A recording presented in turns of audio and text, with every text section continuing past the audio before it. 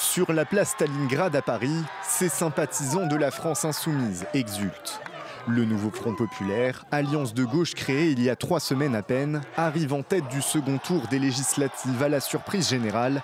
Un résultat salué par les différents leaders de la coalition qui estiment que la gauche doit prendre le pouvoir. Le président a le pouvoir. Le président a le devoir d'appeler le nouveau Front populaire à gouverner. Il fallait le faire. Et non seulement nous l'avons fait, mais nous avons gagné et maintenant nous allons gouverner. Avec plus de 180 députés, le nouveau Front populaire est cependant loin de la majorité absolue à 289 sièges. Il devance la coalition Ensemble soutenue par Emmanuel Macron. Donné largement perdant pendant la campagne, le bloc présidentiel conserve près de 170 sièges.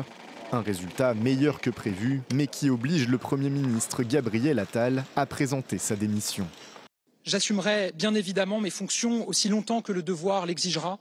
Il ne peut en être autrement à la veille d'échéances si importantes pour notre pays. Au QG du Rassemblement national, en revanche, c'est la déception.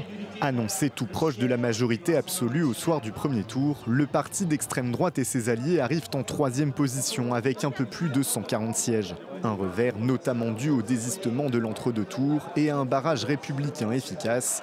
Jordan Bardella préfère retenir la progression de la formation de Marine Le Pen.